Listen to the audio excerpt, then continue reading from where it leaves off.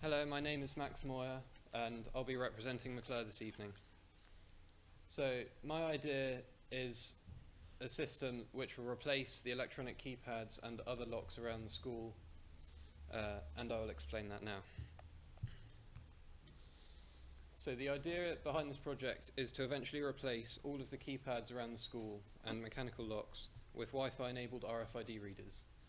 These will be able to connect to a central system, which will then allow for each student, teacher, and other members of staff to have a card which allows them access to any door around the school, which they have access to. Each reader will also be built with a keypad, so in case anyone loses their key, and then they can be given a code which will then work on certain doors until the end of the day, so that they can't be reused if they're shared.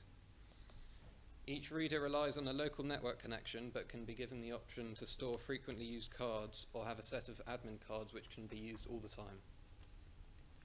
The central system will have a website through which the system can be managed and users can be added or removed. How much will it cost? So to start with, the current keypads for access into the buildings will be replaced, and if this rollout goes well, then additional doors such as those for classrooms or schoolhouses can be added over time. Currently, the keypads that are used around the school cost between £150 and £160, without taking into account any of the existing infrastructure such as the lock, the power supply, and installation costs. The system that I've planned would cost between £50 and £60 per keypad, leaving £100 per door to put towards all of the other costs that are required. That also leaves a good portion of the price of the current keypads, as well as the cost of the rest of the locks, while drastically improving security over a 4-digit PIN that's changed once a year. The original plan was to implement the cards that are used for access in lanyards that are given to students to identify them around the school, like the staff have at the moment, which improves security in itself. So the device. Each keypad would have an RFID reader as standard and an optional numerical keypad, which can be used for one-time codes. Each module would be weatherproof, like the current system is, and would contain all of the electronics that are needed for each door to open and function like the existing keypads. So this is what one of the devices looks like here. Obviously, this isn't in any sort of enclosure at the moment. This is just what I've been using to test the code. But as you can see, it's very simple with only 2 main components that go into each keypad. Each keypad would also work with any of the existing infrastructure, such as the power supplies and backup power, and only replaces the keypads themselves. So, some safety points. In case of any emergencies that interfere with the keypad, such as power loss or a fire cut that could interfere with it, the current doors around the school have these power supplies built in, which have batteries allowing them to stay online. And since my system is just a replacement for the current keypad, it still uses those power supplies and can remain online if there's a loss of power. Other doors also have these emergency exit buttons, which will force the doors to open no matter what's happening, but those would be implemented inside the buildings for use of exits. The doors can also be forced to remain shut via a central server in case of any intruders, which could be especially useful in the lower schools where safeguarding is much more of a concern. Teachers can lock their classrooms to prevent students entering, while still allowing other members of staff to access the room without need of a physical key. This could be used in classrooms like the chemistry labs, where there are often chemicals being used for practicals, and obviously we don't want students getting access to those.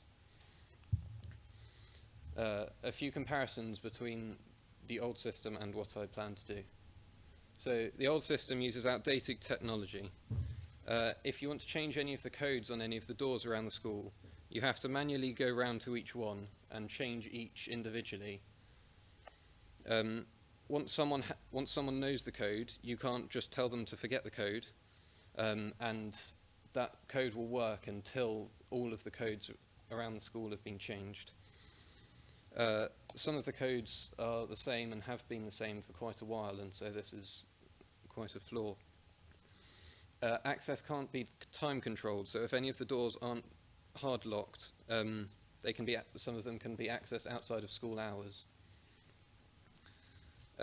Multiple different codes for different doors around the school. Multiple doors around the school use completely different codes, meaning that there's multiple codes to remember, and some only work on specific doors. The codes also aren't unique to anyone, and so access can't be logged. For the system I plan to do, it uses new technology and ideas. Access can be changed from anywhere via the website. Any changes to the access takes place immediately, as each keypad checks in with the system before it opens the door. The door can be given certain times during the day in which it can open, meaning that it won't be able to open overnight or over the weekend when there's few people in school. Each person would be given a key card which is linked to their name, meaning that access to any of the buildings can be logged. Once someone has a card, it will also work on any doors around the school that they are given access to, as opposed to having to remember different ones for different doors. Planned rollout and where it will be used. So with the budget from the competition, the locks would initially be put in place in the main building and the entrances to the main buildings, such as the Fayville and the Marnham, and could eventually be put in place in houses in the sixth form centre. The initial rollout can be completed before the summer term, as many of the doors have existing locks where only the keypads will be replaced. The replacement devices will also have physical keypads, and so the lanyards and RFID cards used for the full system do not need to be put in place until the start of next year. If the initial rollout goes as planned, then the system can then be expanded in more ways. Sign-in and out stations can be implemented around the school, so that if anyone enters the school late or has to leave early, they can tap their card and sign in and out instead of heading to the office to register. We could also, for example, use them to log who enters lunch halls, to check who's getting meals. As in some of the lower schools, there are registers kept, and this could be used to replace that. System can also be used for securing classrooms during the day, so that classrooms can't be entered by students unless they have a lesson in there. Thank you for listening.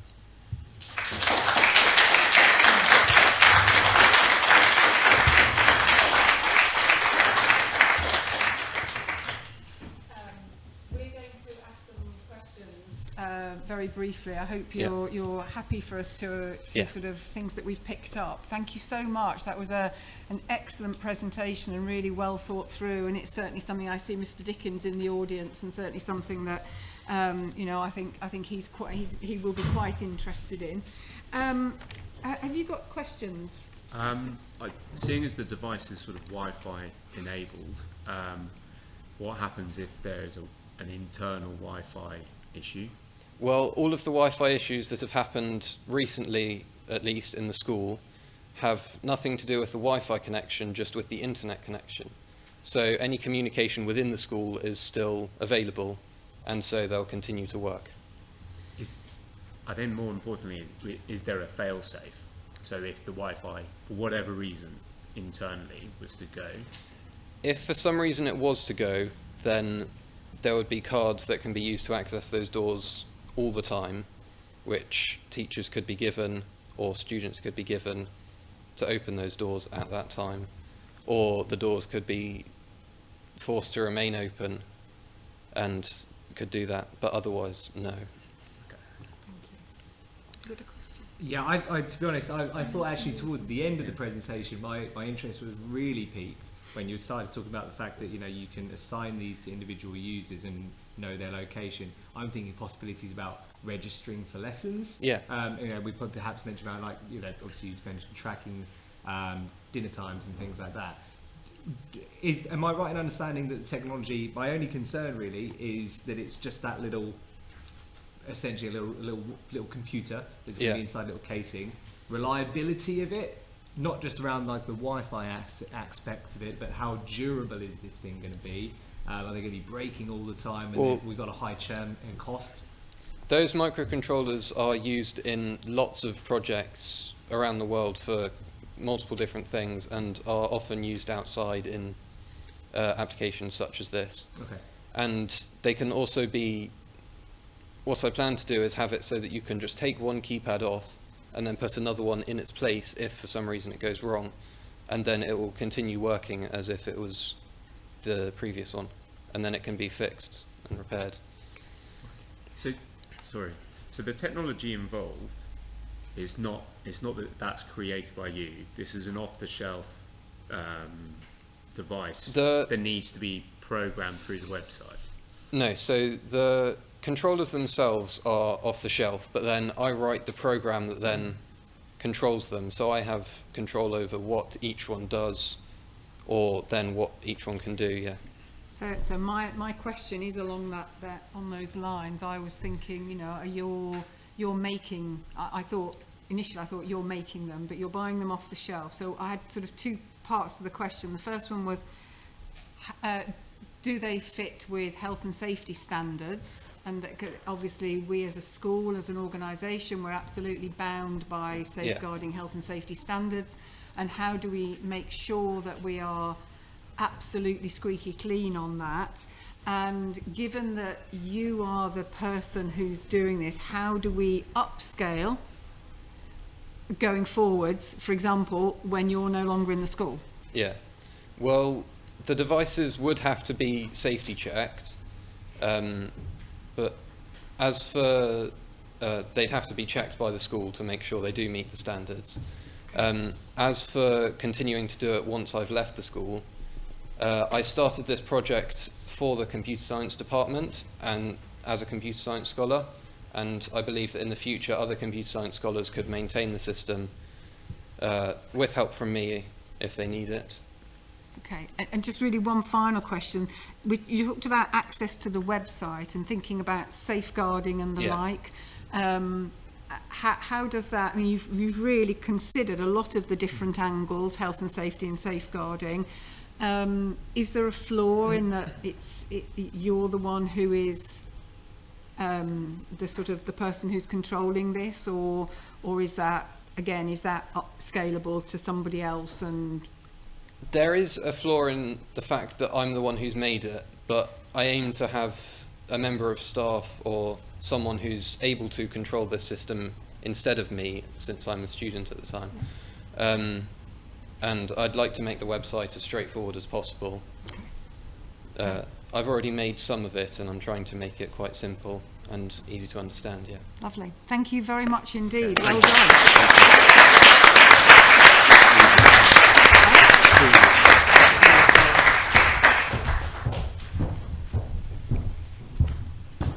Thank you very much, Max. As I'm sure you can see from the board, next up we have Rocco, Georgina, Ryan, and team leader Jack Olsen from Weymouth.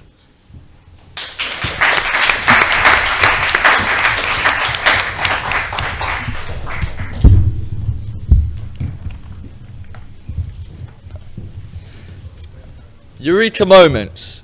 We've all heard of them. They have led to some of humanity's greatest achievements.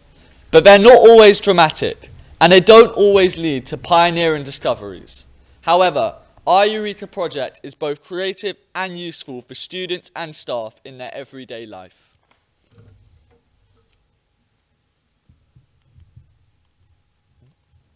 It's time for a change. Oh my God. We'd like to introduce the Mill Hill School dashboard. What is it? So the Mill Hill dashboard is an HTSIP, high-tech server information point. The dashboard will display weather, bus times for both routes, so the 240 buses, room uses, lunch menu, and so on. And there are many options for the future widgets, such as facts for each department. For example, having history facts for the history department or science facts for the science departments. If we are picked, we would love to have the chance to develop this product into the vision that we've imagined, adding even more widgets to expand the dashboard. How is it useful? So this project is really creative and useful. There are a lot of different widgets that can help in our everyday life. So as you can see, there's the weather up there.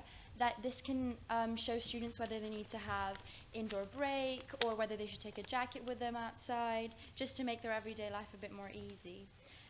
There will be school notices, which are up there. I think it's a bit cut off by the PowerPoint. So right next to the weather. And so important events going on during the week, during the term, can be posted up there. So everyone will know to attend them if they're compulsory for every year. And also if really important messages need to go through to students about covers or other things that need to be sent, instead of going onto Firefly and then getting distracted by your phone, you can just see them up there, thus aiding the invisibility policy the school is enforcing. There will also be key dates, as you can see down here next to sports features, and that's just so people can plan ahead and make sure they can attend the events the school organizes. The fact that the time is displayed is really important because it reduces the amount of time students need to look at their phones and again, aiding the invisibility policy. And right next to it, in the live product, because this is just a screenshot of one of the prototypes. This isn't live, just a screenshot. Yeah, so online, if you were to, when it would be deployed onto the screens around school, time obviously would be automatically changing.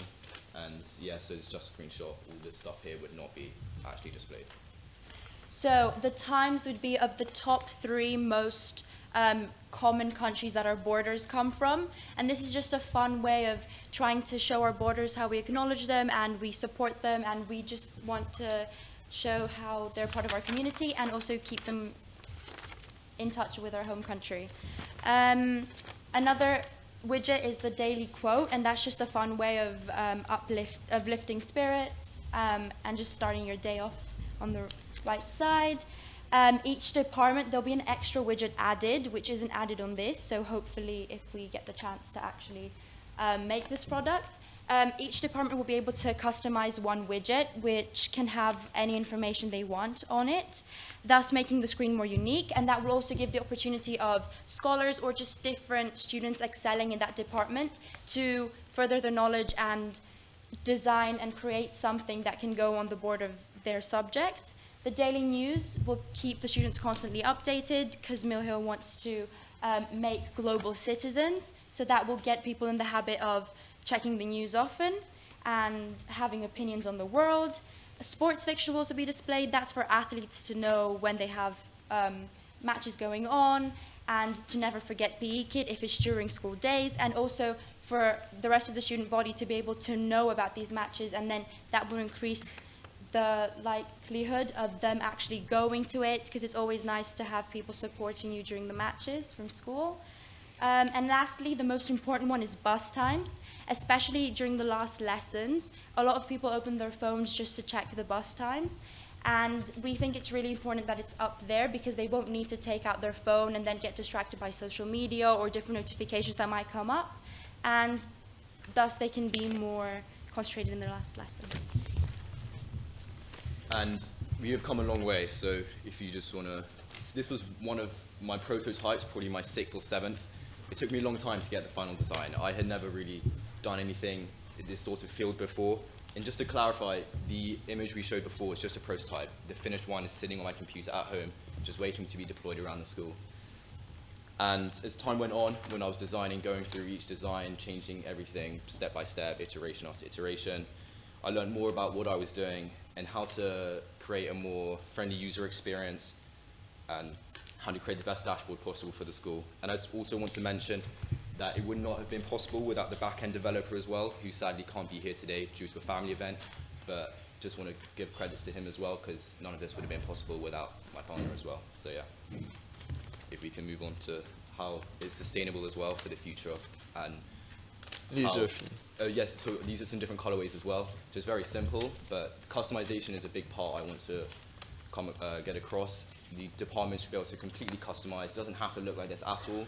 They'll give me some sort of idea of what they're looking for, and as a front-end designer, I'll keep throwing different ideas and come back and they'll tell me what they like and what they don't like.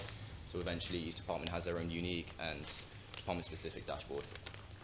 So, sustainability was one of the main factors that we wanted to look at when we were, preparing for the Eureka competition. Due to the nature of the design, future generations of Mill Hillians will be able to use the notice board. Since the system is automatic, it means that it requires very little maintenance from Jack and all of us to keep running, which will be able to save time for the IT department. The dashboard will also give pupils passion about the technology that's being used, and even maybe a start into web development if they are interested in that.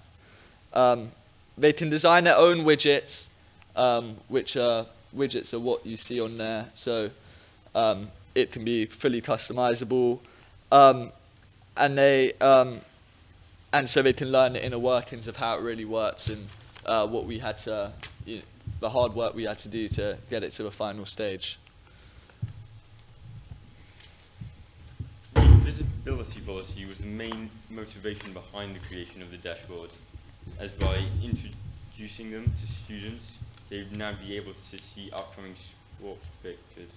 Dashboards will also tell them whether or not one of their teachers are absent, so now they know whether or not they have a room change or a cover teacher. This would hopefully stop them from forgetting their games kit or having to miss out on that game because of it. And also they are saving time having to look on their phones to see walking to their initial classroom only to go to another one. All of this without the need to be looking on a phone in the corridors. So where are we going to plan to implement the dashboards into?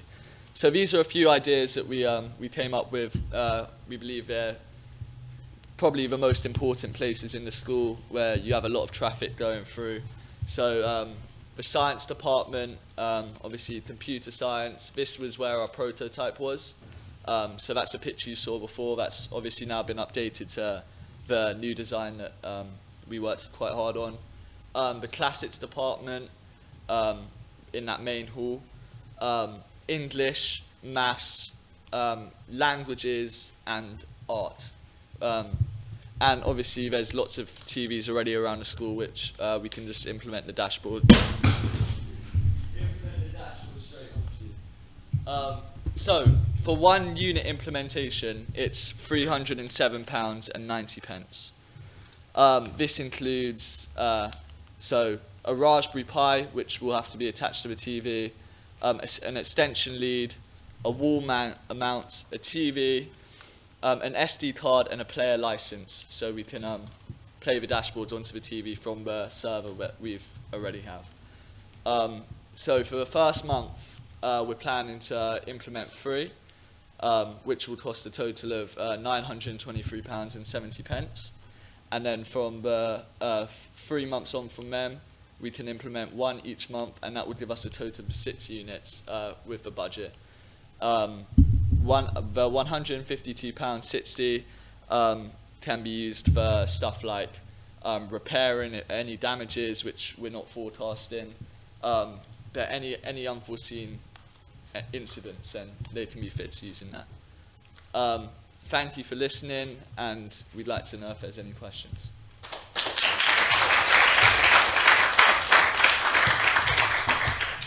Thank you very much indeed. Really interesting presentation there. Mr. Seller, do you have any questions? So I thank you so much for that. A great idea. Love it. The main question that was pulling into my head was, where is it pulling the data from? Obviously, I know some of the information, whether it's going to be open source, because I think you mentioned perhaps it would pull in class information, things like sports fixtures, so an awful lot of different data sources. How's that actually going to work? Okay, so I don't want to get too techy, because then it'll just get confusing. But the main thing is we have a centralized server that pulls in the data, and it's all pretty simple. There's not too much to it. The only thing is, it's just we pull in the data from online. We have kind of small applications called APIs, which fetch the data from online and just feed it straight to our dashboard. And if there was department things, we create something called a back office, where we'd have an email sent to the heads of departments where they'd fill in information that they want to show onto their dashboards.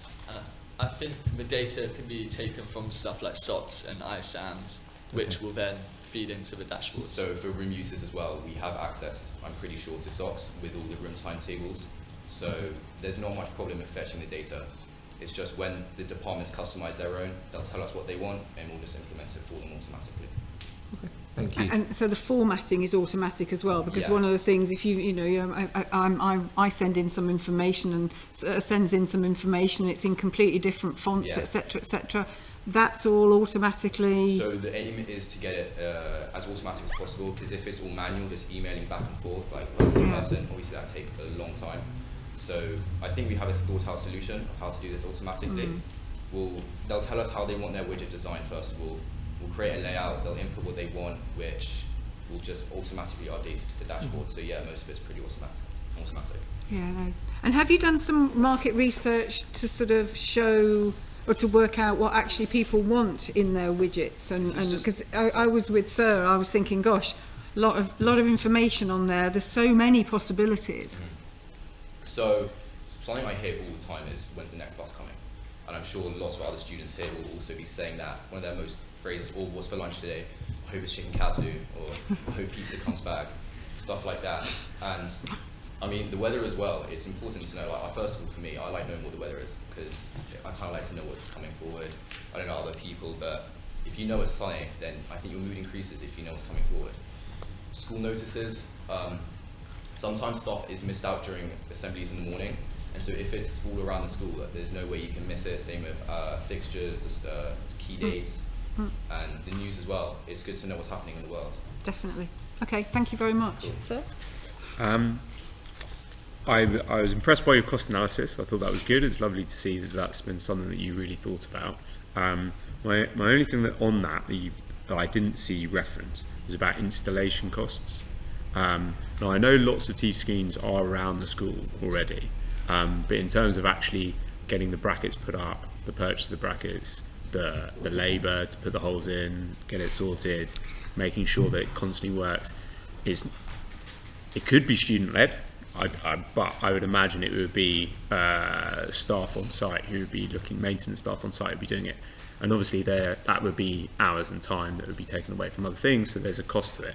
I think it's just important to be aware that when you're looking at costs, it's not just fixed purchase costs. Yeah. You've also got to take into account maybe just like a standard hourly rate of like how much labour normally costs, and that kind of thing, and then assign a time so that you get a real concept on what your total cost might be. What we definitely looked into was when we looked into the wall mounts that we mentioned in the final price, we wanted to make it as accessible as we could for, as easy as we could. So the wall mounts are really quite easy to put on the wall. I think they come with the brackets needed as well, so it shouldn't be too much of a hassle to implement the TVs onto the wall. Okay, lovely. Thank you very much Thank indeed. you.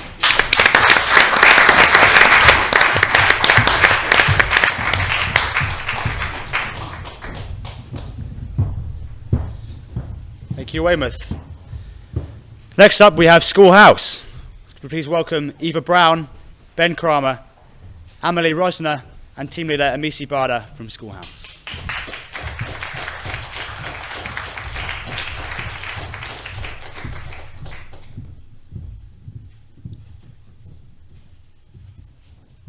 We all know that breakfast is the most important meal of the day, but just wait until you found out the percentage of students in our school who don't eat breakfast daily. Hi, my name's Imisi, and welcome to Schoolhouse's Eureka presentation on breakfast vending machines. Well, I don't have the clicker. Oh, there it is.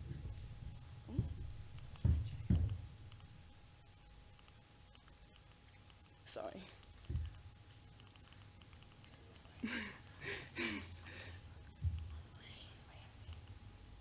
Would you?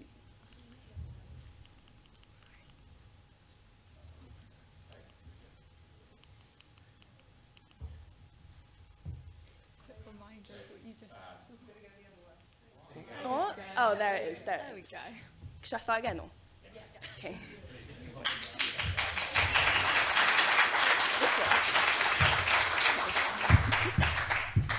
We all know that breakfast is the most important meal of the day, but just wait until you found out the percentage of students in our school who do not eat breakfast daily. My name's Imisi, and welcome to Schoolhouse's Eureka presentation on breakfast vending machines.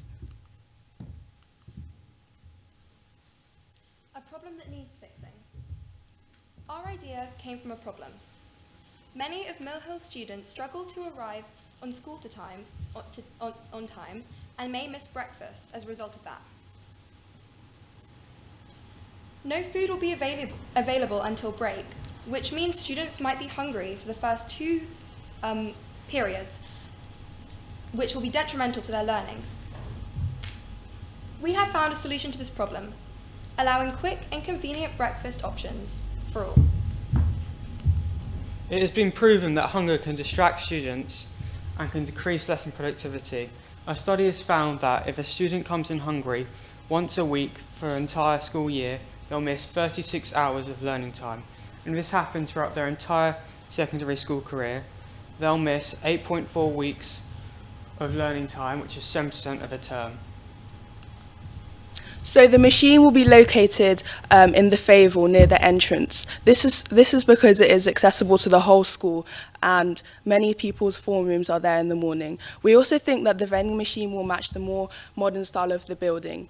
And the prices of the products in the machine will be cheap enough so that students can afford it. So it will most likely be around £1, but also enough so that profit is generated so that we can use it to reimburse the machine. Payment can be done by Apple Card and just regular card. We sent out a survey to pupils ranging from 4th form all the way to upper 6th to gain a general insight into what they think of our idea.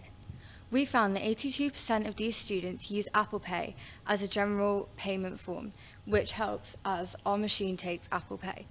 The general consensus was that a high percentage of students claim that they do not eat breakfast on the regular before school.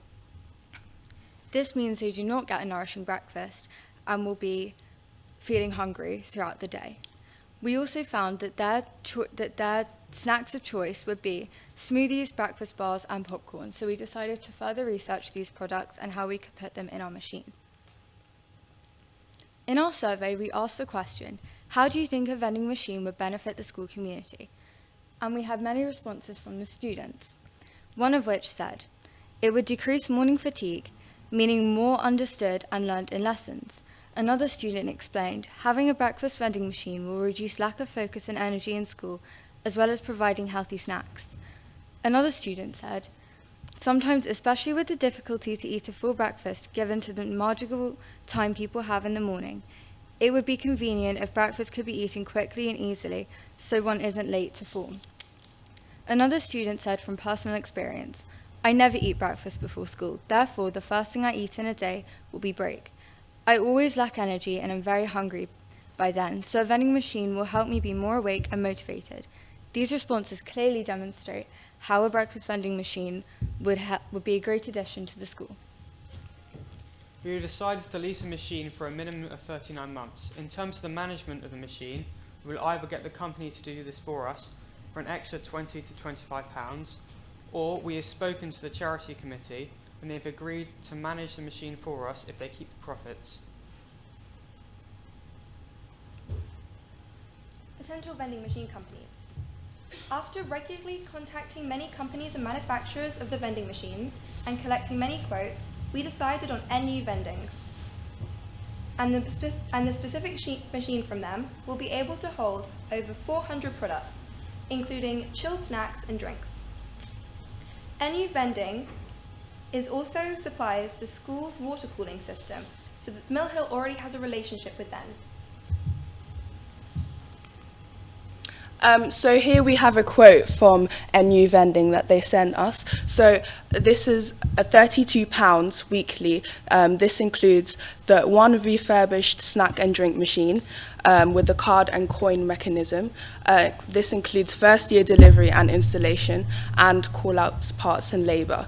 So call-outs, parts and labour means that if the machine breaks down or something gets jammed or there's a technical fault with the machine, we are covered by the company for someone to come and fix it. So we don't need to pay the cost the cost for an engineer or the labour of an engineer, and for any parts, equipment that may be needed to fix the damage. So there's no extra cost if the machine breaks down.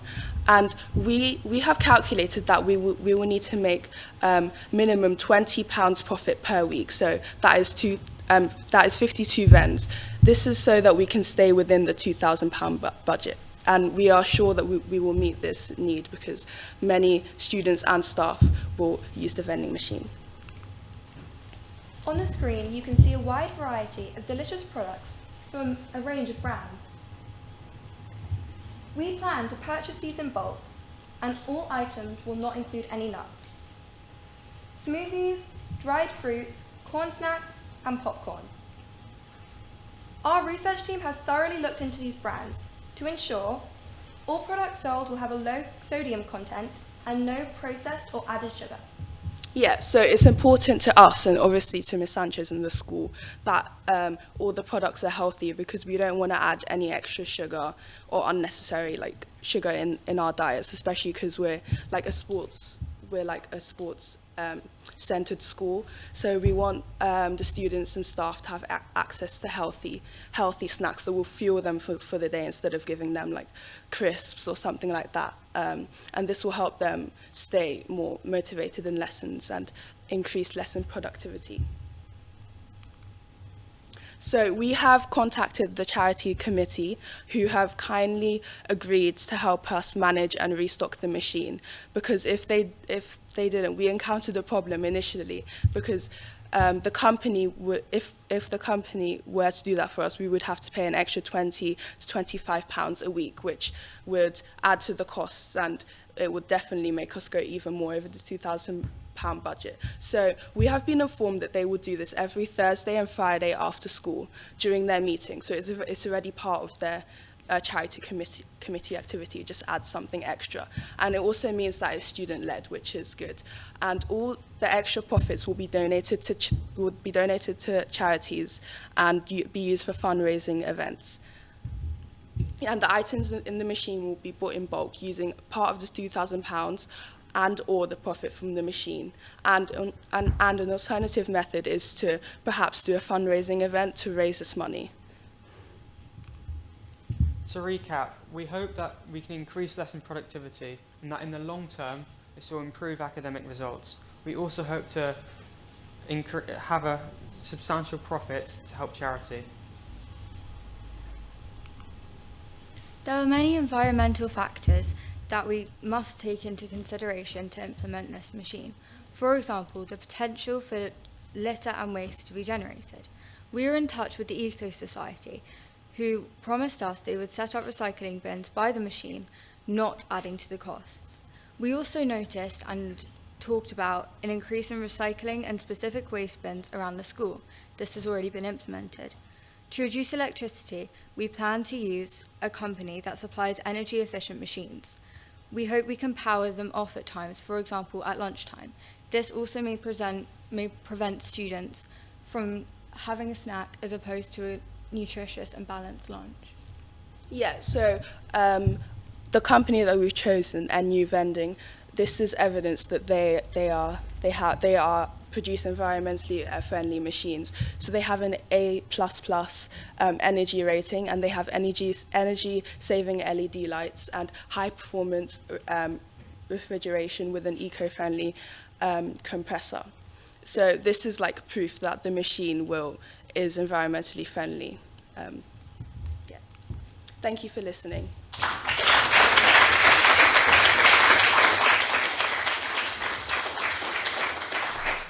Thank you very much. That was a really well-researched presentation. You've covered an awful lot of angles. Mr. Seller, yeah, I'm sure you've got questions. Yeah, I do. So with my business head hat on, I'm just sitting there trying to crunch some numbers. Can we just get it right? So you're saying that the lease for just covering the unit, you need to sell 52 vends per week yeah, in order to cover that. But then all the costings for the food are on top of that. So I'm just sensing the margins are going to be very, very tight on those healthy snacks, which obviously normally come at a premium.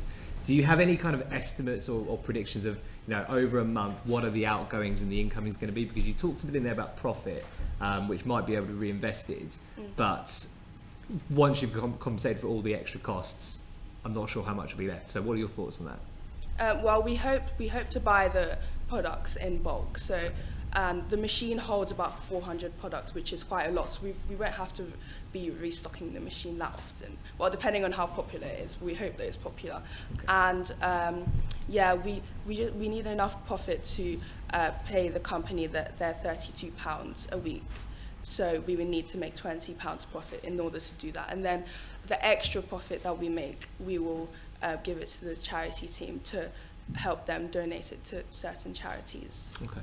And you'd be restocking on a weekly basis, monthly, to try and get some volume? Probably weekly, like once, twice a week maybe. Okay. Yeah, it's interesting. That was the something I was thinking about. We've got 885 pupils in the school. And if you're saying 82% of the children in the school aren't having or breakfast, was that the? The 82% was for Apple Pay. But was Apple Pay? In our survey, if you go back to the survey. What were the stats?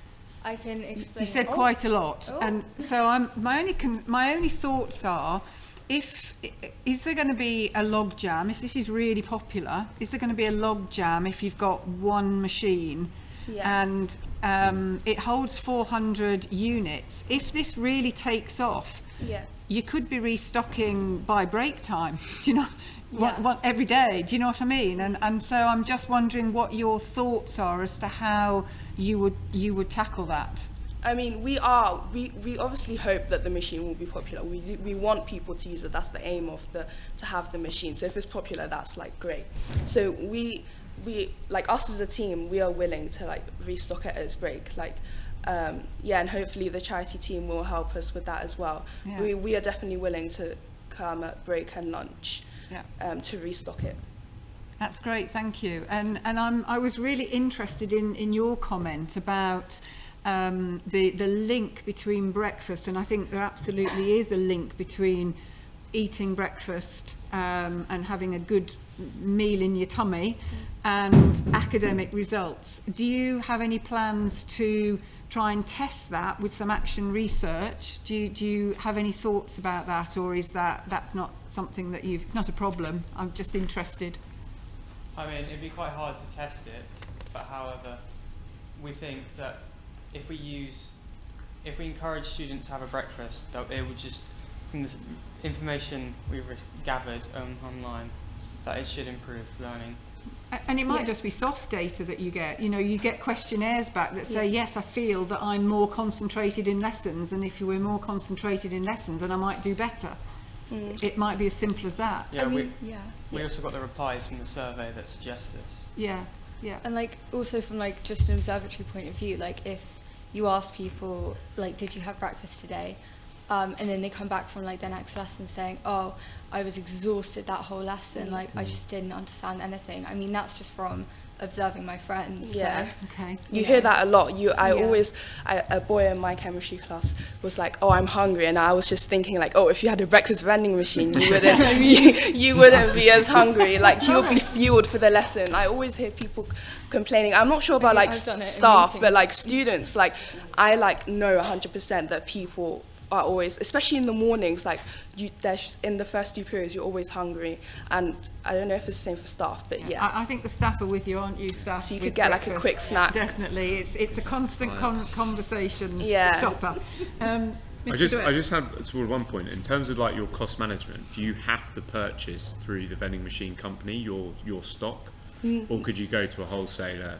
And maybe look to on this slide, we actually researched potential healthy brands. So this is not from the company. This is outside. Oh, okay. But the company has also said that they have products that we can buy from them.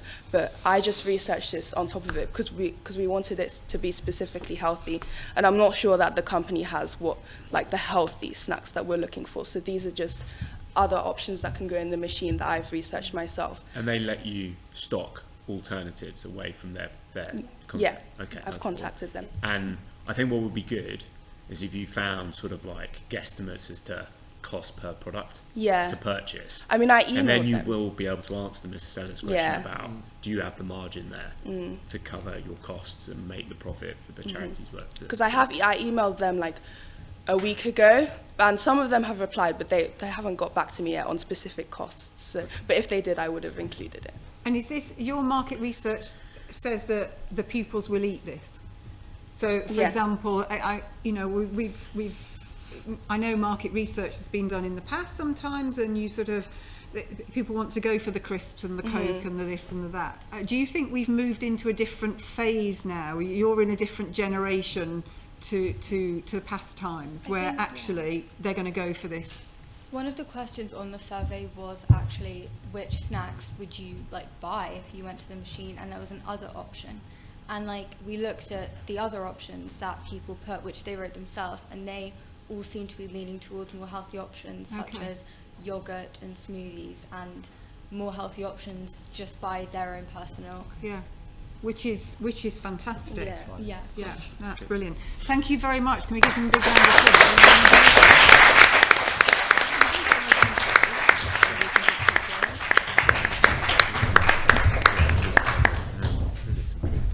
Thank you, Schoolhouse. Okay, I think we'll be taking a short interval now. Please help yourselves to the refreshments outside, and join us again in 10 minutes.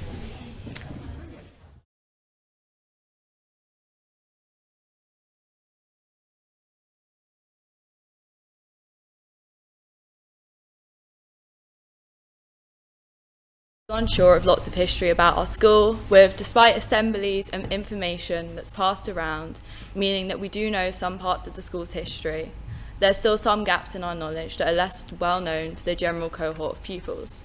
This being the school's large was originally used as a chapel and then later a hospital, and other areas of the school also being used as a hospital space. So we thought it to be as a house, we set on the issue of expanding the pupils' horizons on school history and making it more accessible. So for our idea, we thought of implementing electronic advertising plaques, much like you see on the tube, as we've shown there. These will contain information about our school history, so passers-by and pupils alike will be able to find out more about the school and where it's come from. We believe this is going to work because a study conducted on the London Underground using similar plaques than what we're going to use, they concluded that 49%, electronic plaques are interacted with 49% more than non-electronic ones, so like the posters on the side of the escalator. Alright, so recently we took a survey of pupils in Priestley House asking who was the first headmaster of the school. It was found that 89.6% of the pupils that were asked could not answer who that was, and furthermore 20% of those answers were no answer. This clearly highlights the gap in knowledge of school history, being the issue that we identified as a house, that education on school history is important and should be made as accessible and in the best way possible. The majority of those who were able to name John Atkinson were senior pupils, so clearly the lower school do not have enough grasp on the history of their school. So in terms of cost, it will be £245 per frame, and we intend to have 7 frames, along with 7 wall brackets being £11.99 each. Therefore, the cost will be £1,715, and this will account for the frames, and together with the £83 cost of wall brackets will lead to around £1,800 of the budget being used up.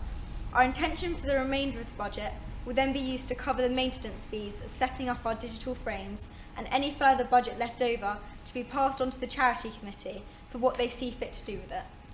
Or for putting up, for labour costs for putting up the plaques, as Mr. Drake. So as shown on the slides, these are the exact products that we intend on buying, with free delivery, so it limits charges, as well as good ratings from a large amount of people. So this leads us to believe that these products will be suitable for our idea. Suitability with these products is not an issue because they're easy to install and only require a simple cord and plug sockets. These are all already available at all the locations that we have identified. Furthermore, despite our idea as a whole not having sustainable intentions, it doesn't cause further environmental damage and potentially could help save paper by use of not printing, another issues which Cedars have identified.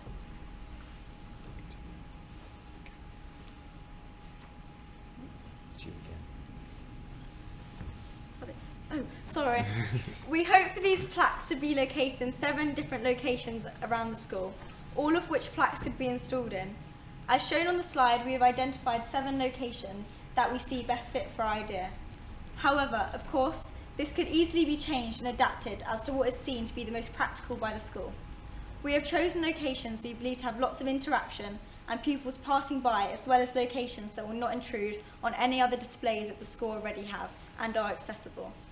So for the frames, we hope to have them rotating with topics and then some text on the page and also pictures. And then, as shown there will be QR codes to then scan for further information on the topic so that no one's really overwhelmed with a load of text just shown on top. And for the topics, we would like to have a wide range of topics such as notable alumni, Francis Crick, Leanne Armitage, or past headmasters such as Sir John McClure, because it's the centenary of him, as well as facts on the school's establishment and also lots of other things. Also, we plan to have on like special days and events, so Black History Month, International Women's Day and Holocaust Memorial Day, special exhibits on the screens for these days. So we feel this is very easy to be implemented by summer term because, like we said, you can mount them very easily for not much cost. They'll be loaded with an SD or USB card, which will be full of information. And for the information itself, there are already archives. So there's the booklet that you gave us at the start of the term. There's the school website, and there's 1807.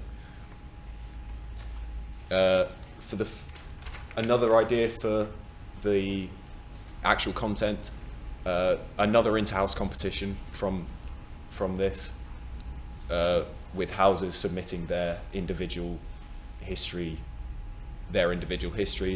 or a dedicated pupil-led society, or part of the 1807. So here's an example.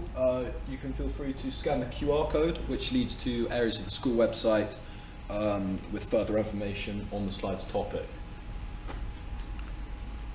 And it's just an example of how it would fade in and out. So here's another example of one on Thomas Priestley, and there'll be other ones on, obviously, Sir John McClure. And another intention of our idea is to have pupil-written school magazines like the RS, English and History magazines, and Mill Hillian to have some of their shorter articles showing on our electronic plaques.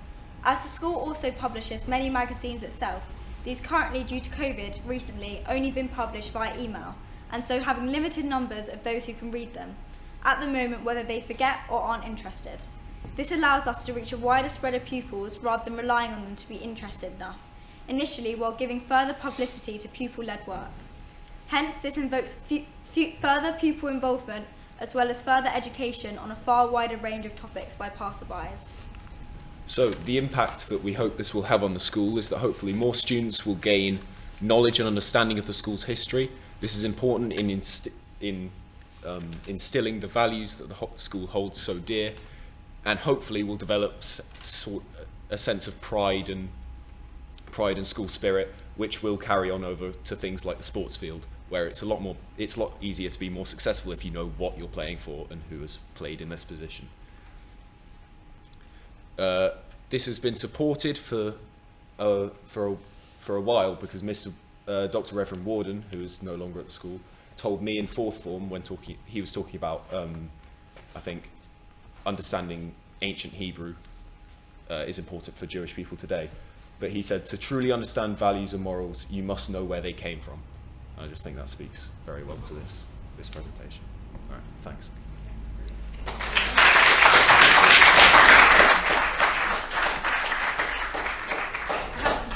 So much for a really interesting presentation, and it certainly is in this centenary year. It's really very it's great that you actually want to go down a road like this, and that you do hold the school's values and history in great store. So thank you very much for that. Mr. Seller. Thank you guys, love that. And I think, yeah, completely, it really hits down the head for a very top point. I had one perhaps more paranoid question about vandalism and ongoing costs and things like that. That I think there could be safeguards in place potentially for that, but also thinking, are these screens just going to be running 24/7? Is there anything we could do to stop that? Because obviously they might burn out, and we're just thinking about ongoing costs of replacing screens and things like that. Any ideas? Do you want to? We could look into that, but I assume we could get a timer that you put on the plug, like you can get for light switches, maybe when you go on holiday, like, so you use them. Yeah. I assume you could put something like that on for during the day, and then when school ends, we could turn it off. I think that they can also be monitored. Yeah. That the screens you looked into, you can actually see when you can turn them off. So they'd be, especially things like open mornings, they'd be a great attraction, as well as just during the school day while people are walking by, it can be on, but then after the school day, they don't have to be on. Yeah, and also in terms of vandalism, the places that we chose are very public, so it would be pretty hard for someone to do it and get away with it. All right, thank you. It's interesting, isn't it, that the fourth form, when they're doing their marklet, they run around the school, don't they, doing their sort of their quiz, and it's a similar idea to that in a sense, a sort of a digitised.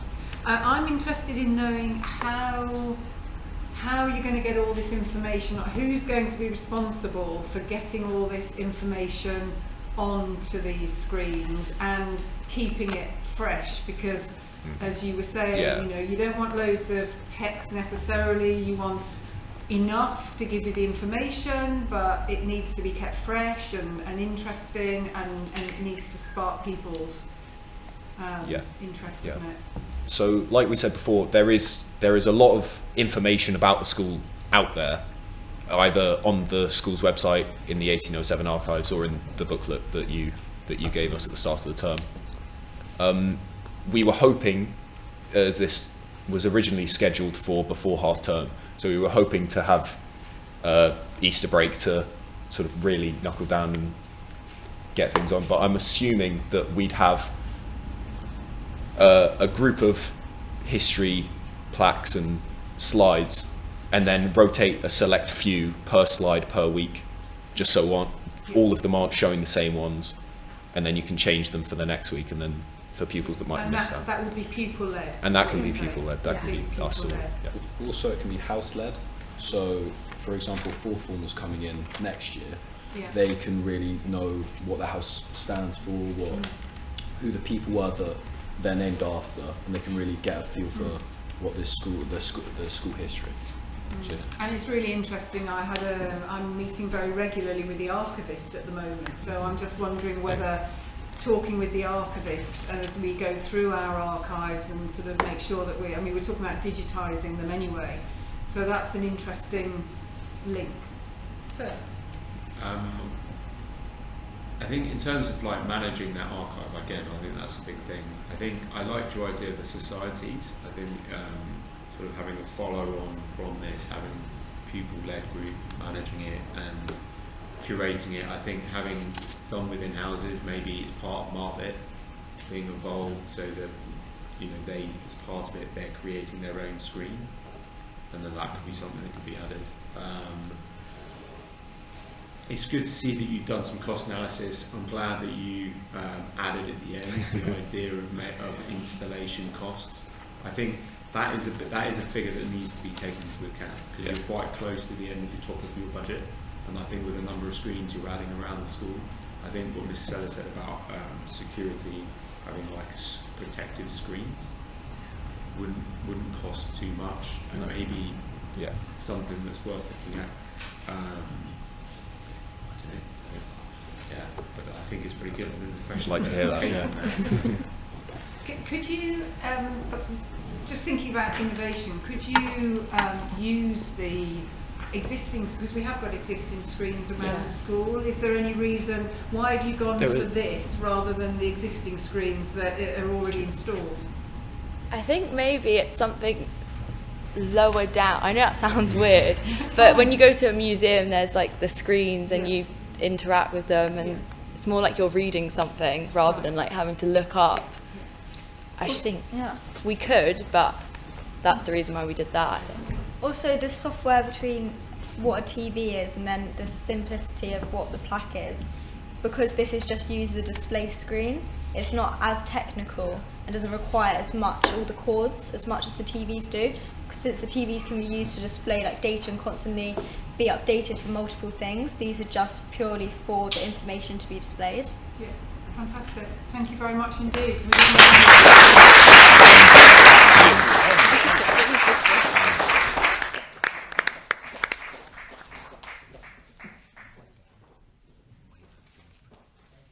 House.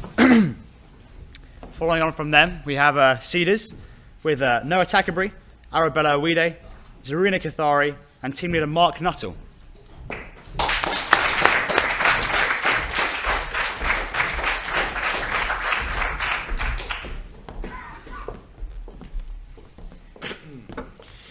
Good afternoon, everyone. I'm Mark Nuttall, team leader of Cedars, and along with Noah and Zarina, we're going to be discussing an area in Mill Hill that we think we should have a lot more focus upon, and how we can tackle it both long-term and short-term. First of all, let me read off a few shocking facts about how schools in the UK manage their waste. Up to 60% of rubbish that ends up in landfills could have been recycled. 65% of UK local authorities provide a recycling collection for plastic bottles that can be used for everyone.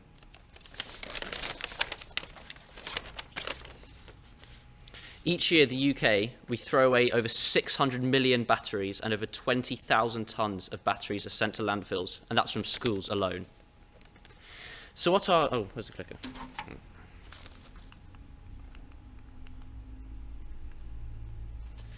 So what are the main issues in Mill Hill School? Well, it's the lack of recycling in certain sectors of school that can be very harmful to both the environment and the school's reputation.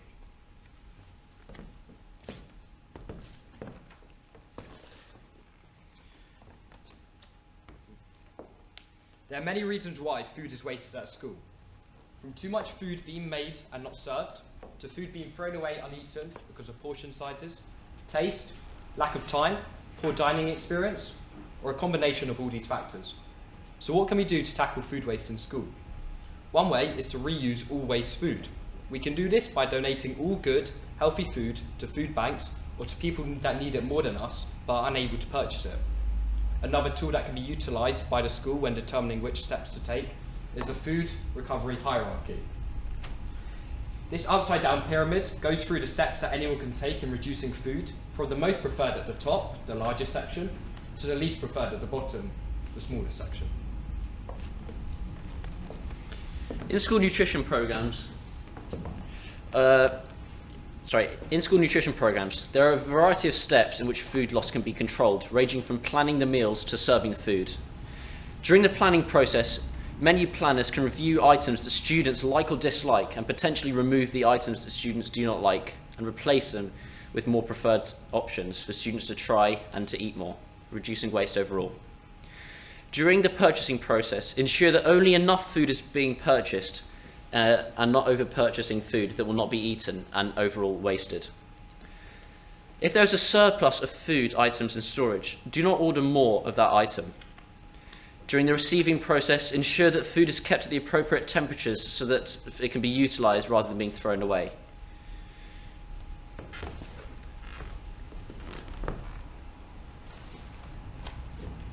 Composting for schools is educational, practical, fun and cost-effective. Teaching others about the eco-life cycle and sustainable living by converting green waste and food waste into nutrition-rich compost that will help to feed the soil to promote the growth of new life.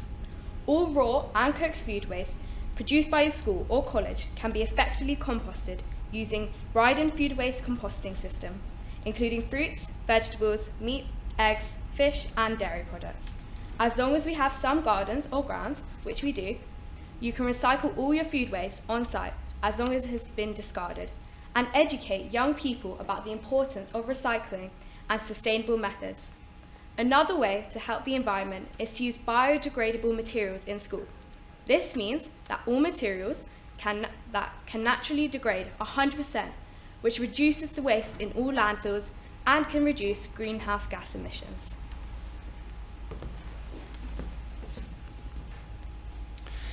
Another thing we can do to reduce paper waste in school is to recycle paper. Paper makes up most of the waste that's generated by schools, and rather than letting it end up at landfills where it can release greenhouse gases that can harm our atmosphere, we would much rather promote paper recycling and other activities to help conserve the environment. Teaching our young children about the importance of environmentally responsible behaviour and having some fun along the way. Our youngsters from Grimsdale, for example, are after all our future, and there's no better way to ensure a greener future than educating them about measures to reduce the human impact on the environment at an early age. A key idea that we will form will be the Recycling Council. This will be made up of one pupil per house per year group. And these pupils will be tasked with monitoring the recycling bins placed all over the school, as well as ensuring pupils all around the school are actively recycling and aware of what it can do to the school. And following on from that, Recycling Council will be a subset of the Eco Council. I've met with the head of the Eco Council, and he says that the actual Recycling Council, which will be headed by myself, will report directly to the Eco Committee so that real change can be made. Another key instrument of our plan will be the implementation of our recycling bins. Now, I'm aware that recycling bins have recently been placed around the school, and this stems from my meeting with the with the Eco Society, where my idea for starting off the recycling bins started. With bins placed in very populated areas around the school, we can make a serious difference to the school.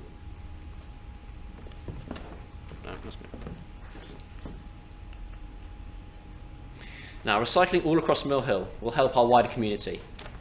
With less waste in the area, we will protect local ecosystems and wildlife and preserve the beautiful scenery all across Mill Hill. This will also make Mill Hill one of the leading schools in the area in terms of sustainability and could encourage new pupils to join and have faith in Mill Hill's waste policies. Not only this, but starting the education of recycling to the young and incoming will ensure a greener future and more awareness. Now, how much is this all going to cost? Well, with the £2,000 budget we could receive from winning, we can make an we can make an everlasting change to Mill Hill School. For only around £1,000, we could purchase 20 bins and place them in key areas around the school. And for around £280, you could purchase 7 compost bins. Now, the biodegradable plastic is a personal pupil investment. However, we must remember the benefits of biodegradable plastic compared with the ordinary, immortal, indestructible plastic that lines our oceans and forests. The final cost is the cost to make pupils aware of recycling and to promote it school-wide. We feel as though marketing is very necessary and very easily implemented.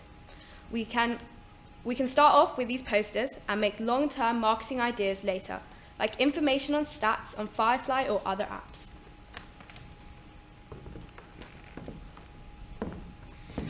We believe that our idea is very easily and quickly implementable. However, our long-term plan could take up to 2 years to come into full effect. These plans involve long-term recycling, education, donation, good nutritious foods to food banks or people who need it more. We aim to drastically reduce overall food waste and paper waste in schools, both short-term and long-term, ensuring a clean and sustainable future for the school.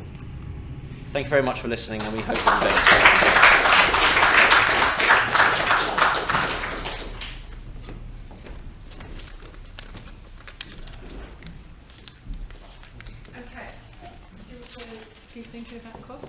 Yeah, I was just thinking about the cost. I'm interested to know, you talked about the fact that recycling bins have already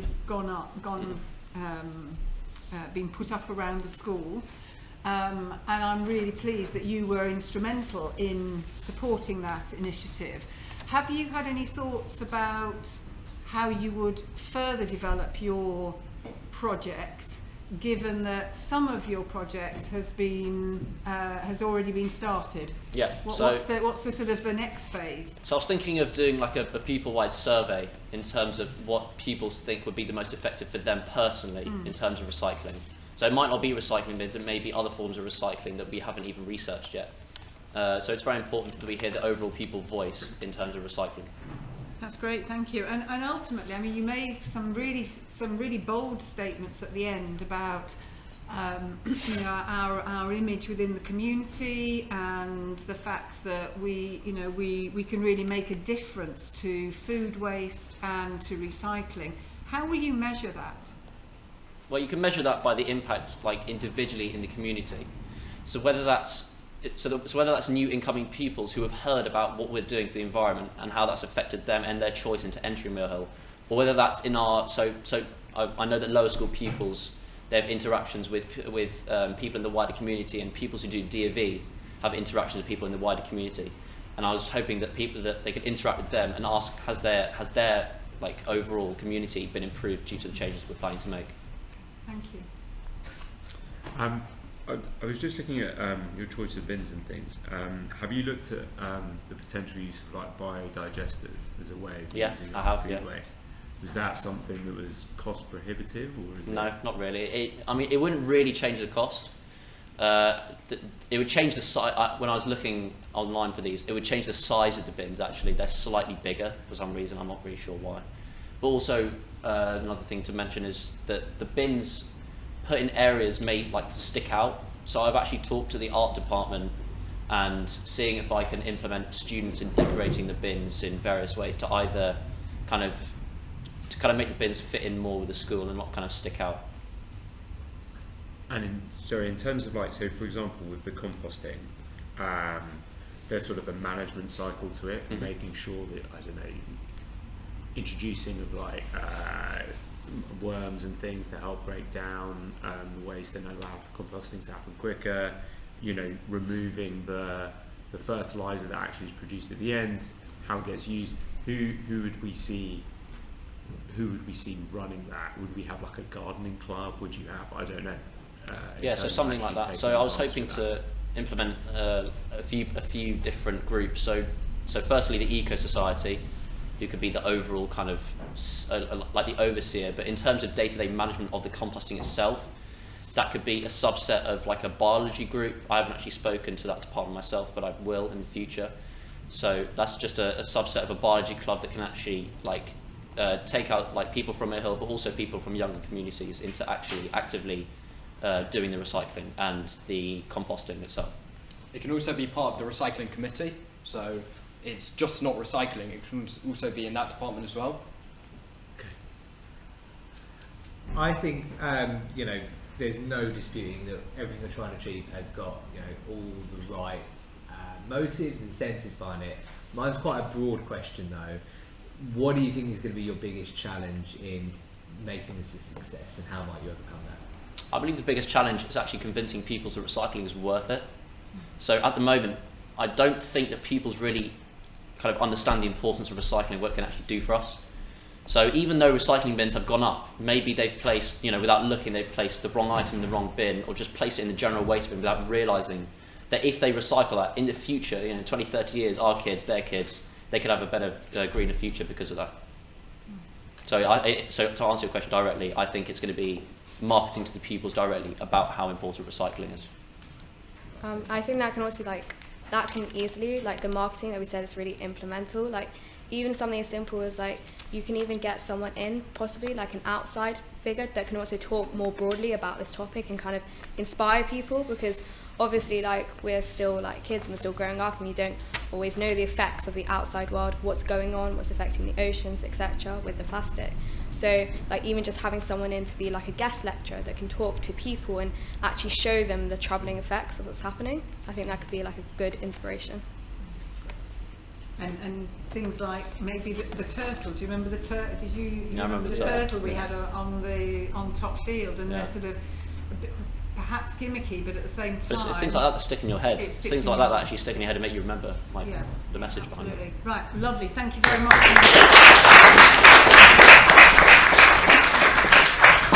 Okay.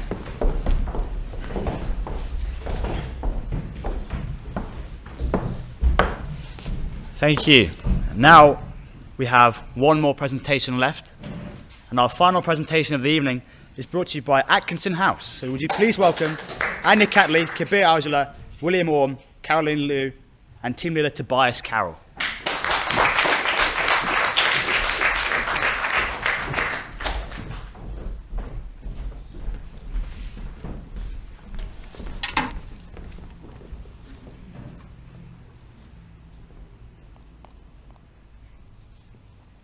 Okay. As a team, we realised that there isn't a designated area in school for outside learning.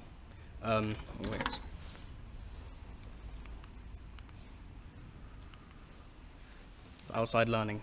In most cases, when classes go outside for studying, there are no seats and tables to provide comfortable support, making learning awkward and in most cases unproductive. Here we just use Mr. Bingham and some fourth form pupils to just demonstrate this. In the top left, we show Daniel using the wall as a table while Mr. Bingham's teaching. There's loose piece of paper everywhere. It's awkward. He's done with it. He's fed up. We feel that an appropriate area is needed for a more suitable support for learning.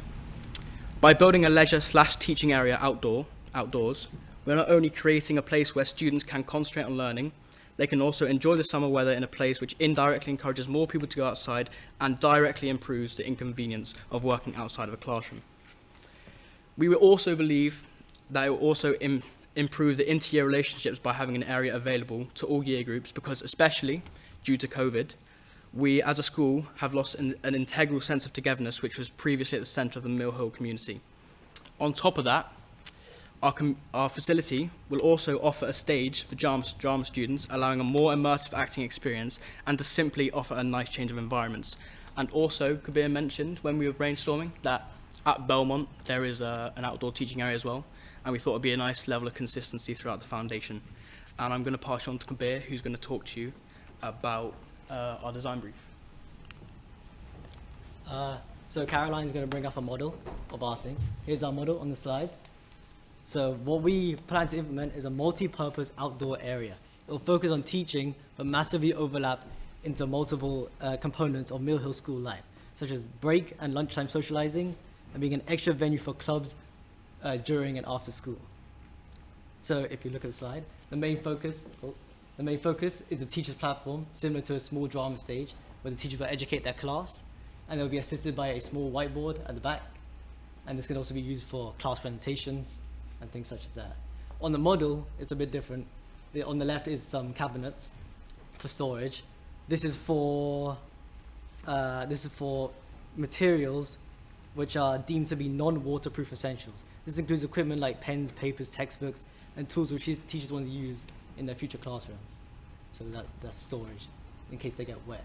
In the middle, we can see a simple seating plan. These benches are made out of commonly accessible hardwood such as oak and cedar. This material will be effective as resistant against rain and weather if it ever plays a factor in the project. On the right is a table tennis, and at the bottom is a life-size chess and checkers boards. And this is obviously just for entertainment at break and lunch. So everything here in the model and on the slides is in no way final. Everything can be changed by Ms. Sanchez in any way she desires and by her team. So you can see it's a bit small. Obviously, when it comes to fruition, it won't look that small. It'll be nice and spacious. So Miss can change it any way she likes. I'll pass over to Will. Thank you, Kabir.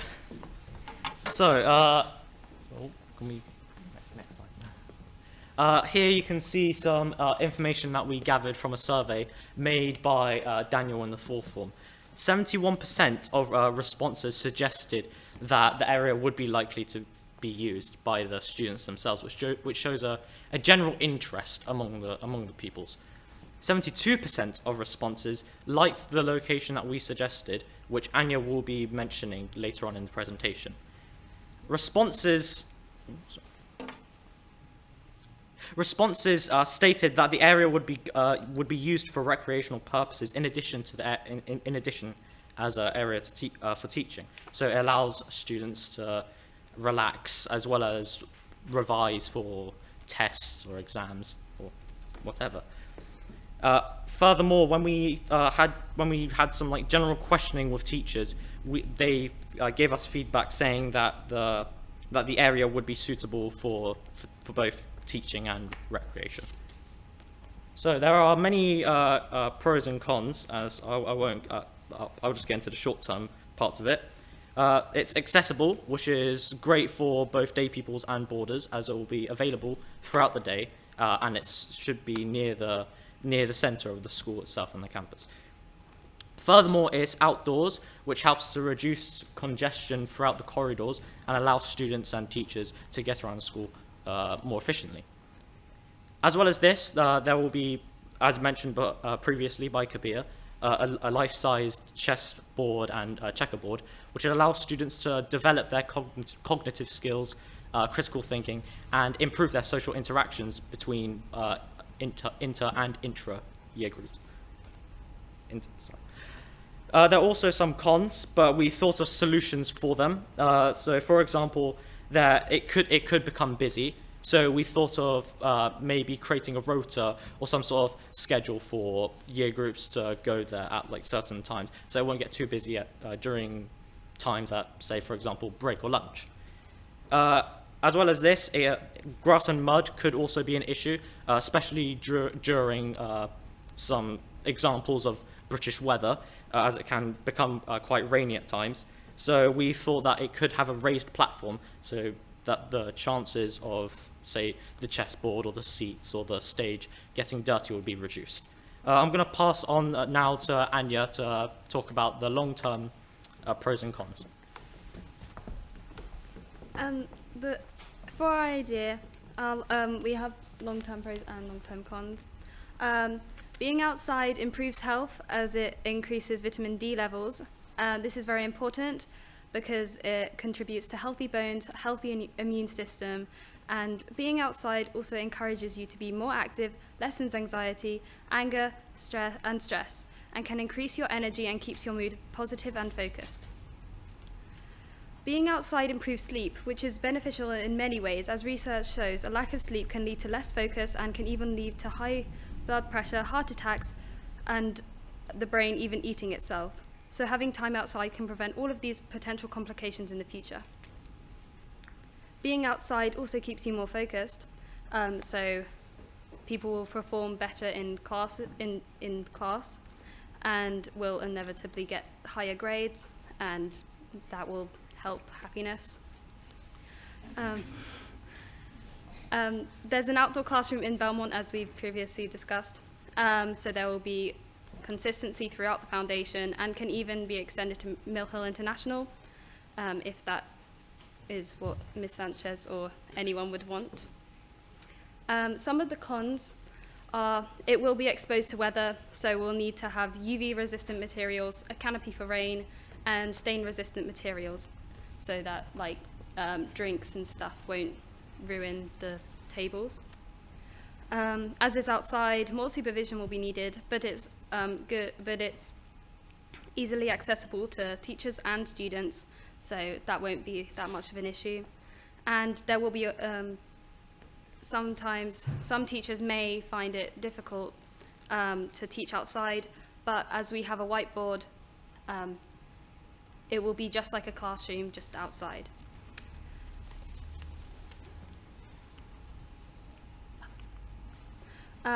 Environments, possible environments. So location 1 is the unused lawn diagonal to the pillars. It's central and easily accessible to all pupils. There's lots of sun exposure, also sheltered by trees as well as the canopy, so there's less chance of rain going into the area. Location 2 is beyond the crick room in the main building. There's more control as it's behind a coded door, and it can also not be seen as easily. So if teachers don't want the look of the school to be changed, that won't be that much of an issue. And no extra supervision will be needed as there is a fence. And of course, we'll be willing to accept other suggestions from Ms. Sanchez and or other pupils if these locations are suggested to not be the best. We will have a natural colour scheme, so with browns and greens, as it won't be as harsh against the backdrop, so it will blend in easier. And yeah, I'm passing by. So our cost is a little bit confusing because you can see there's two. You shouldn't say bound, but it's just like a more expensive and a less expensive option, because obviously we have a lot of components and there's different products which can be used. So we have it's cut off a little bit at the bottom. I can't quite remember the number, but if we add all these up together, this includes canopy. We contacted someone about this, but they can't actually give you a price. They have to give you a quote and like come in and see the school because they've done it they put the poles in and then put a canopy on it itself. But that for the upper bound, it's about just under £4,000, and then for the lower cost one, it's about 3,100. And we obviously realised it was a £2,000 budget, so we tried to come up with some solutions to this, and we had a few ideas. These are just the different products which would be used, the different qualities. As you can see, the ping pong table and the more expensive one, and obviously you can mix and match between the less and more expensive versions. But we had the idea of, on top lawn there are benches with family plaques on them, and we had the idea that for families wanting a legacy of their family at Mohill School can pay for a plaque of the bench. I think there's 4 benches. If they can pay for the benches, that can cut down the cost from previously massively over budget to, for the lower bound, just slightly over budget. And again, as I'm a DT ambassador, I've briefly spoken to Mr. Walmsley about the drama stage, and they've just refurbed the downstairs area in the DT, and now we'd be pretty capable of doing something similar to that, which again would just improve the sentimentality of the area and decrease the cost. Thank you for listening.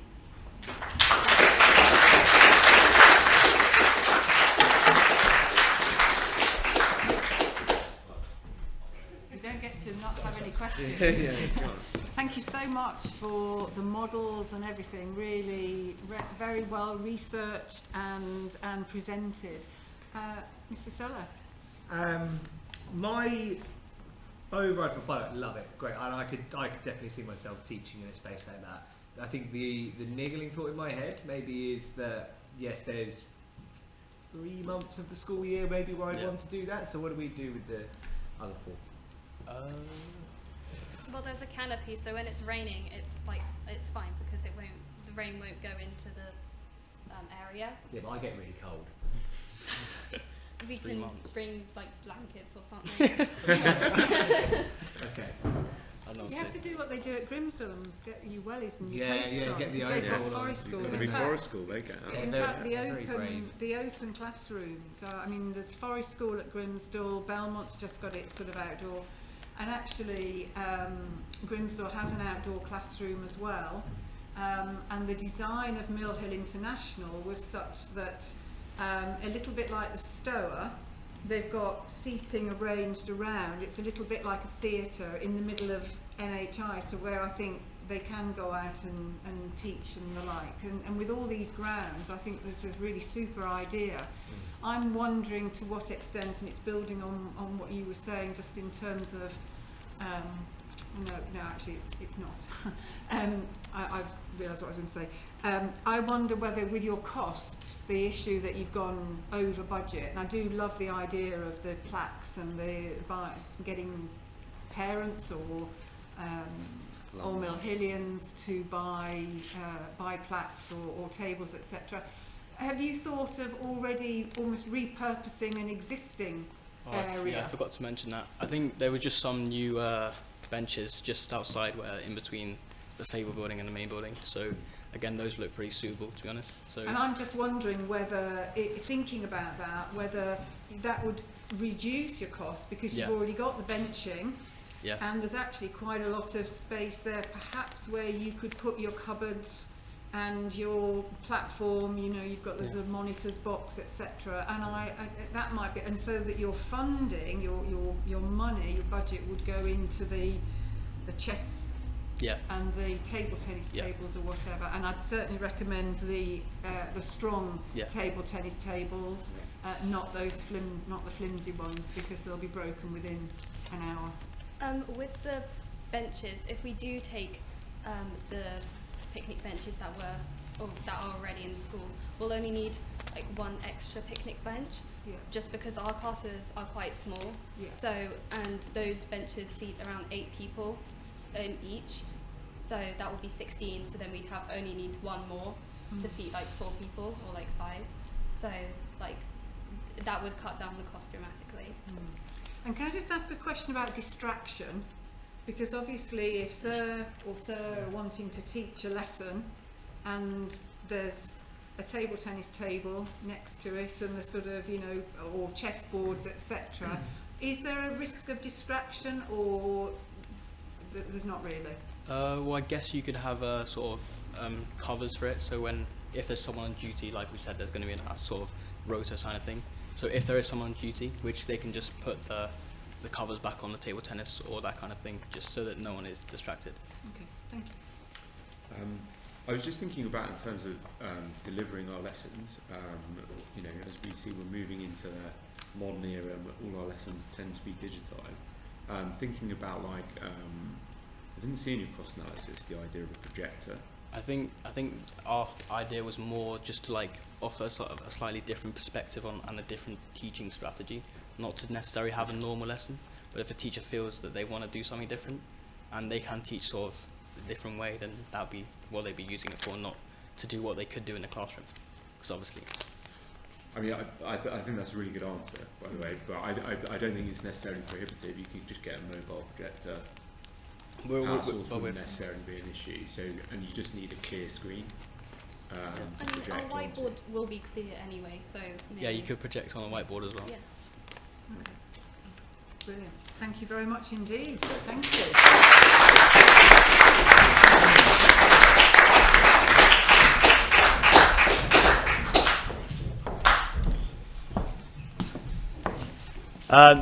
Thank you to Atkinson House, and also, again, thank you to all the houses and all the other competitors.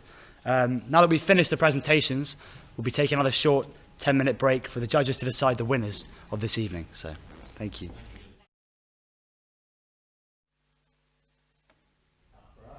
I love the fact that I hadn't actually involved in this process until going into this. Obviously, this has been Mr. Dweck along with Manish and who else was it? Mr.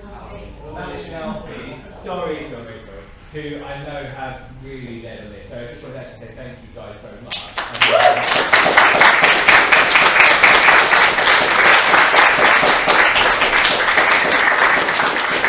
I know how much you guys have put into this, and it really shows. I think I've been totally blown away about the diversity of the ideas, how well thought through, and how well planned they've all been. And actually, you all stood up to some tough questioning, and I think that really shows how much you believe in the ideas and how much you've actually put into these projects. I'm going to very quickly go through some spot feedback for each of what we thought, and then I think at the end of the we'll prepare overall the three prize winners, including the overall winner. For McClure, we thought this was an absolutely fantastic project, incredibly well thought out, and actually I think it's got even more application potential than maybe the person realised. This could solve a major problem to solve. However, we feel that if we were going to do something like this, which has so many security and safeguarding implications, potentially we might need to look at working with a third-party company who's done this externally before and really ensure that we're going to get it right, because so much of the school don't engineer. But that shouldn't take away from the thought that actually thought this was an incredibly innovative project, looking at using a great array of technology. The Weymouth project, which was the give me one more, I was going to slide back a little bit about it. So we did it at the dashboard, forget. The Weymouth project, we felt, again, similarly, there's a huge potential here. And actually, it could really nicely dovetail with other things that we wanted to do in the school. And I think in terms of cost effectiveness, once designed, it can be rolled out infinitely, really effectively. So we thought huge potential there. However, one thing that we would maybe just would feed back onto, saying we wanted to see it in action, we want to see a video of your prototype working. Maybe we've just got a few questions about, is it quite there yet? And I think something that we've been to some other groups is, I maybe I should have said this at the start, is actually we see potential for absolutely every one of these projects. So maybe even if we don't necessarily provide the funding for it today, I think there's definite potential to connect up with other areas of the school to find some resource there to make these things happen, because actually it really highlighted to us how impactful some of these solutions could be.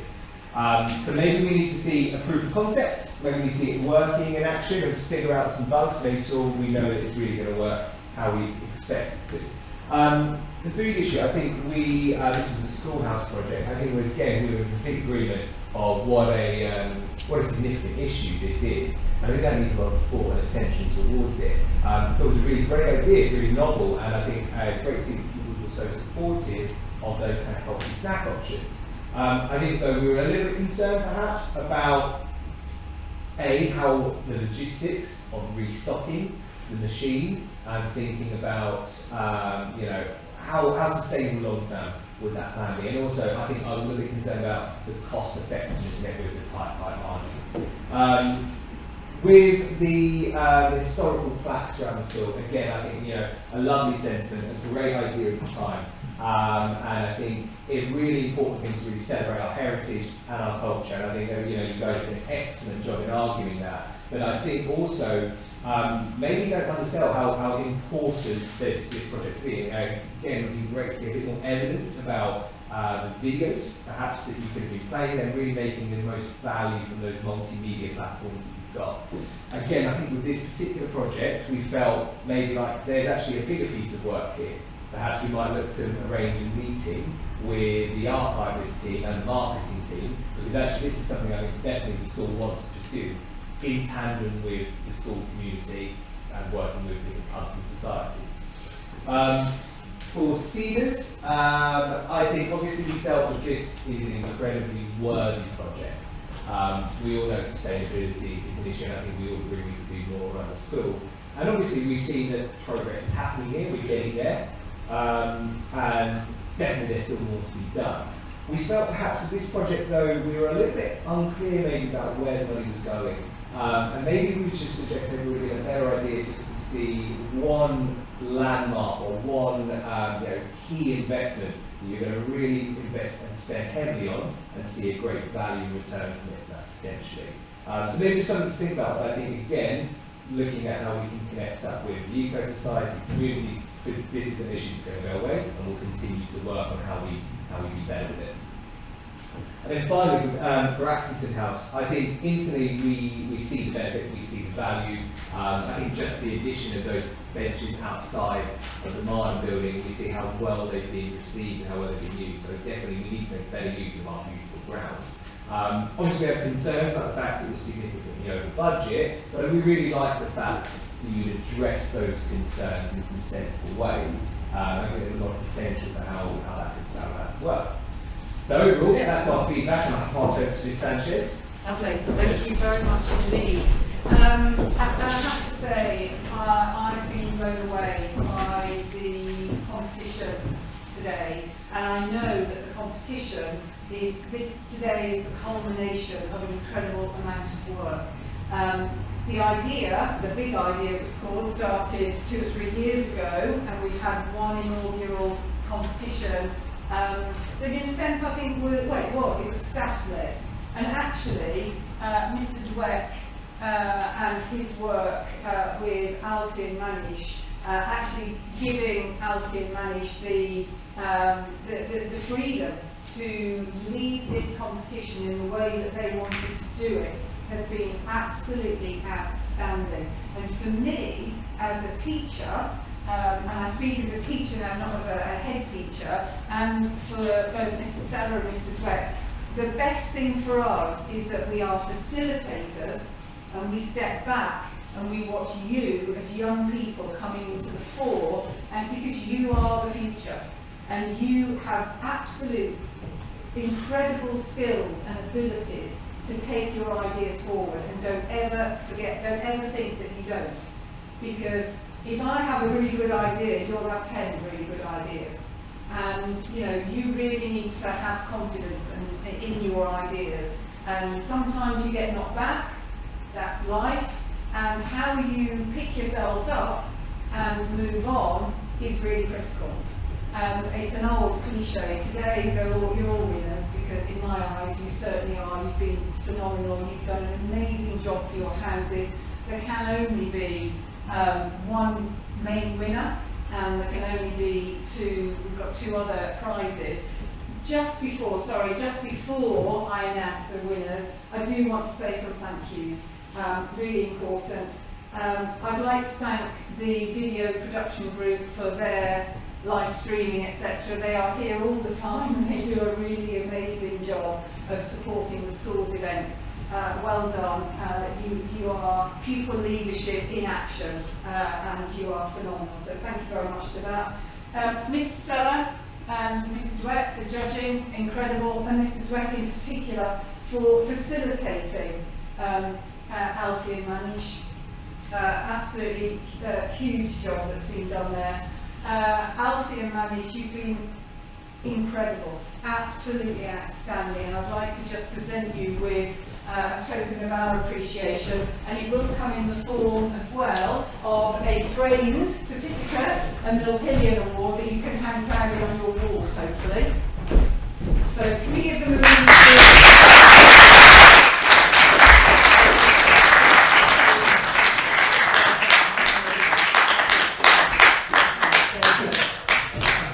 Fantastic, well done. And thank you very much to everybody watching at home, and thank you very much to you guys for supporting each other so well. And of course to the staff who've come and supported you. So, really difficult decisions. I'm going to present the 2 additional prizes. So, we thought the most innovative concept went to McClure House.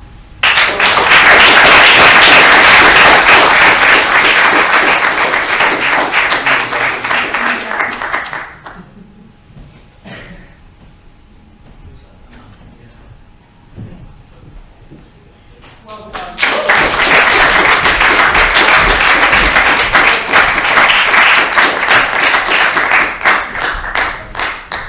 We felt this particular team really costed their project incredibly well. They thought about everything, and it was absolutely spot on in terms of their budget, and that was Weymouth House.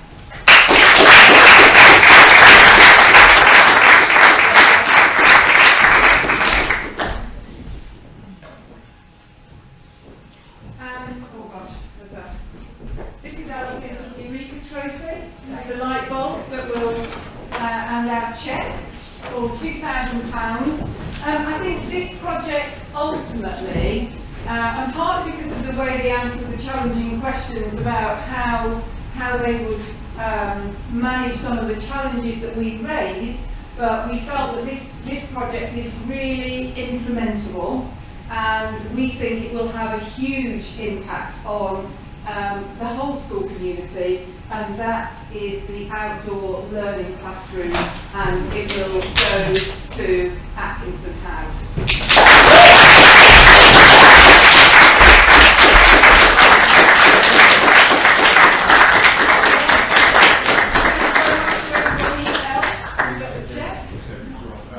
These all of your team members get the vouchers aren't in here, but they are coming. So there's a little certificates in there that tell you. Here we go. That's one for you.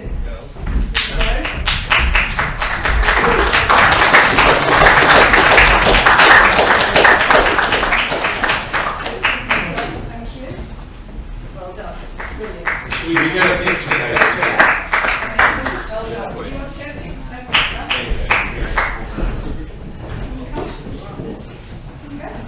You hold your check. Yeah. Yeah, here we go. You stand around. Here we go. Lovely. 3, 2, 1. There you go. Another one. 3, 2, 1. Yeah. Fantastic.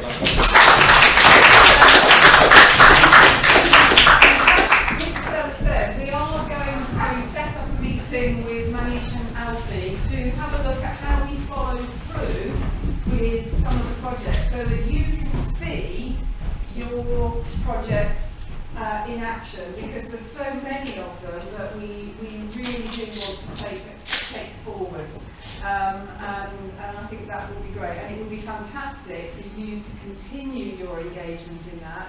Your passion, despite disappointment, can continue. So thank you very much to everybody, and I look forward to you in the, well, hopefully lots of you, because lots of you are not in the upper sixth and the like, in 2 years' time. Well done.